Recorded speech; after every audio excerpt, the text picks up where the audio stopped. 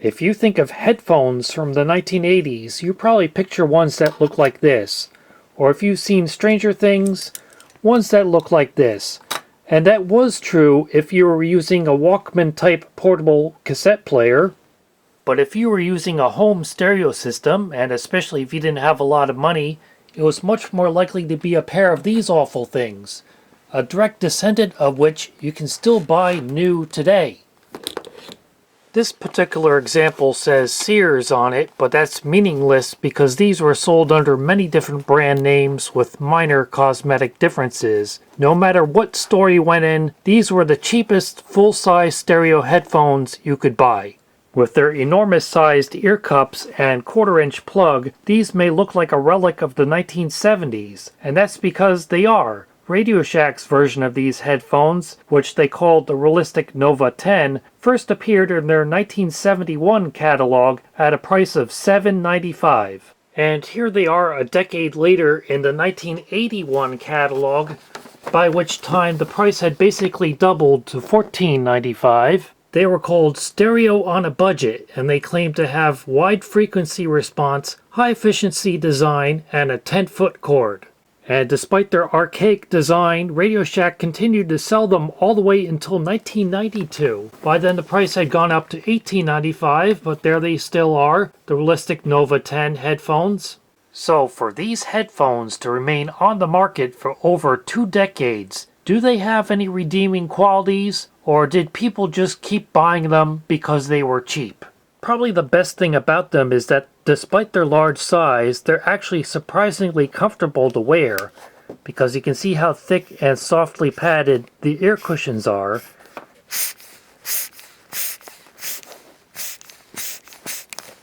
And these wrap around your entire ear, which makes them excellent at blocking out external noises.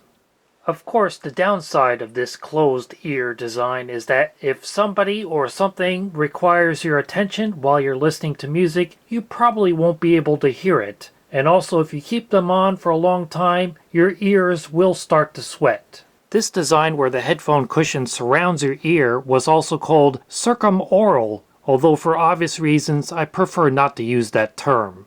I also appreciate how it has the cord only going into one side, and then the wire carries it across the headband to the other side, because it always bugs me when headphones have wires going into both ears, and it's much more likely to get in your way.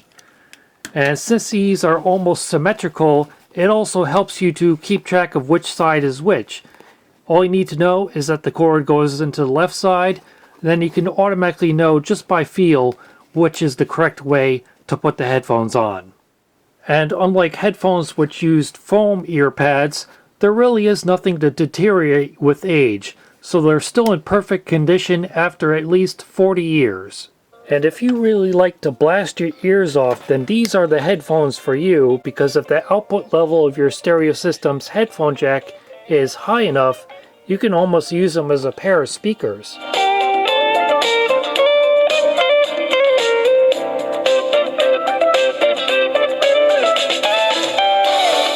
Unfortunately, at more sane listening levels, that's where the big downside is with these headphones. Their sound quality. They are very mid-range heavy and don't really have any low bass or high treble. You can see it based on how far away I had to adjust my graphic equalizer from what would be a flat response to get them to sound what I consider to be decent. I had to turn the 60 Hz and 16 kHz sliders all the way up and the 1 kHz slider almost all the way down, and even then, these headphones still don't sound that great.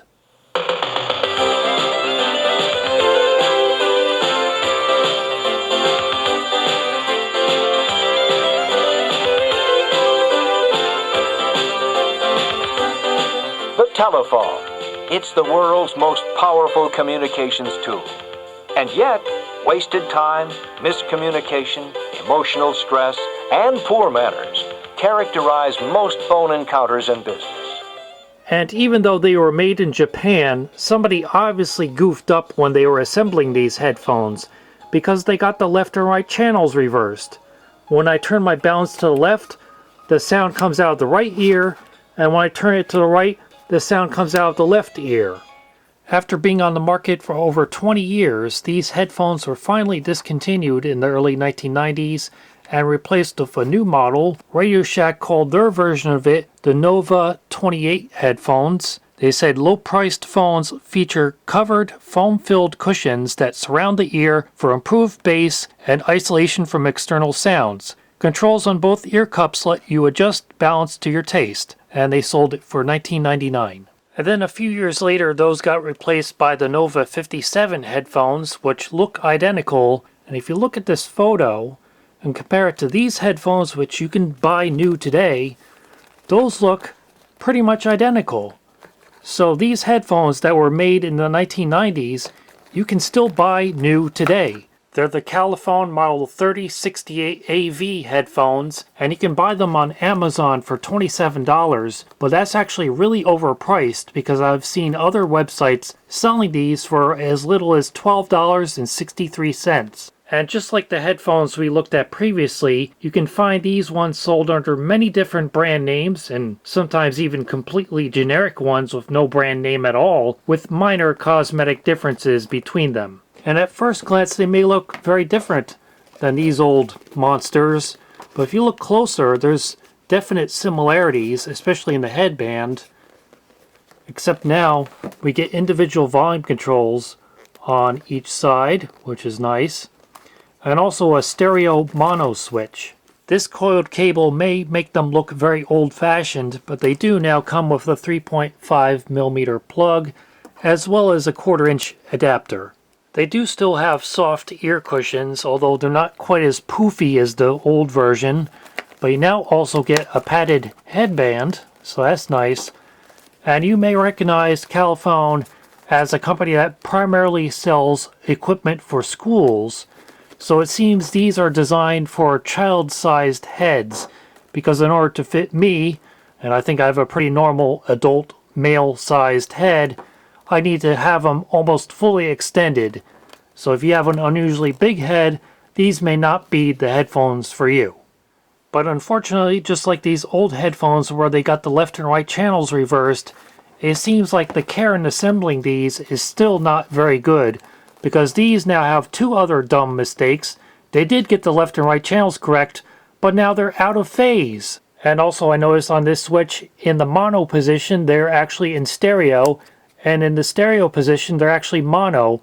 However, I think that's actually just this decal being put on wrong, because if you compare it to this side, that's the right way up, but when you flip it over, that's upside down. So I think they simply put this decal in wrong. So all I need to fix that is to simply pry out the decal and then flip it over and glue it in the correct way. And now they'll be fixed.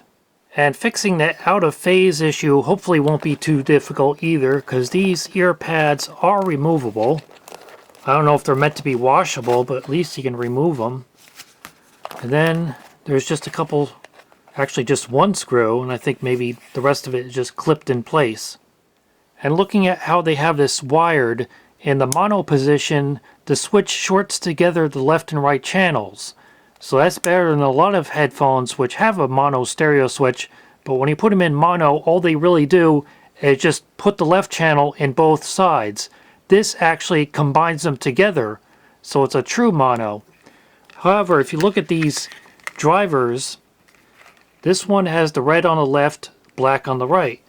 And you look at this one, black on the left, red on the right. So obviously they reversed the connections on one of these. I don't know which way around is correct, but it doesn't really matter as long as they're both the same.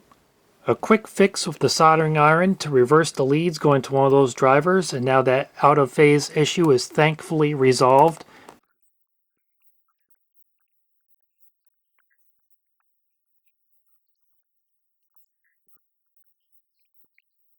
And with that phasing issue now corrected, these headphones thankfully sound far superior to these old ones. Although they're still nowhere near close to the professional studio quality that the average person might think of when they see a pair of headphones that look like this. Although it's nowhere near as extreme as on the first pair of headphones, these still do require quite a bit of EQ adjustment to sound good. It's now the classic smiley face EQ that anyone who has owned a cheap pair of headphones or speakers has probably used to help improve their sound quality. Are you ready for Chrysler? Yes. Are you ready for Infinity? Yes, the new Chrysler Infinity sound system.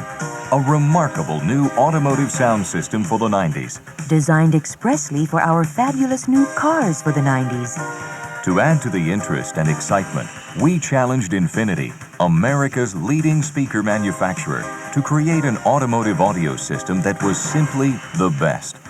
And now, as a basis of comparison, here are the headphones that were featured on Stranger Things. Realistic Nova 45 high-performance lightweight stereo headphones. They were introduced by Radio Shack in the fall of 1984 at a price of $24.95, and they were sold until 1994.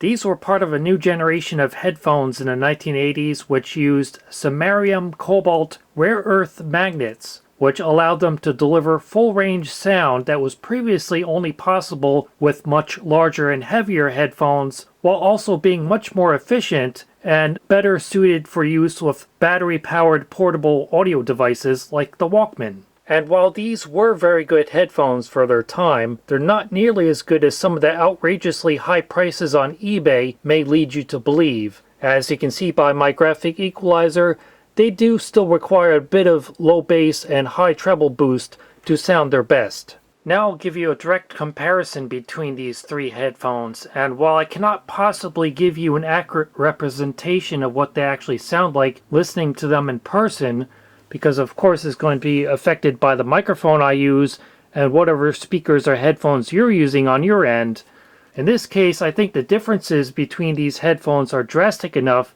that you should be able to notice it, as long as you're using something better than the built-in speaker of a smartphone. 11. This cut gives you a great 5-second donut for a spoken legal ID. Mix 107.3. Mix 107.3.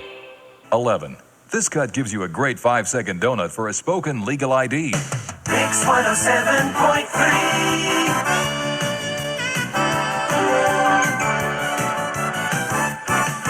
Mix 107.3. 11. This cut gives you a great 5-second donut for a spoken legal ID. Mix 107.3. Mix 107.3. If you think listening to these headphones sounded like strapping a pair of little transistor radio speakers to your head, that's because that's exactly what they are. They really do contain the same kind of paper cone ferrite magnet driver as found on little speakers like this. And these Caliphone headphones were obviously a major improvement, although they do still have a rather boxy sound. Although you have to consider these were really meant more for voice than music. That's why they have this stereo mono switch, and why they're primarily sold to schools for use in language labs. And even through my imperfect comparison, I think you can hear why these lightweight headphones became the dominant way of listening to music through the 1980s and 1990s, because despite their small size, they really are capable of delivering rich, full-range sound with plenty of bass. Although if you want my recommendation for the best-sounding lightweight headphones from the late 80s and 90s, it's these, the Optimus Pro 25 headphones, a direct descendant of which you can still buy new today as the KOS KTX Pro 1 headphones.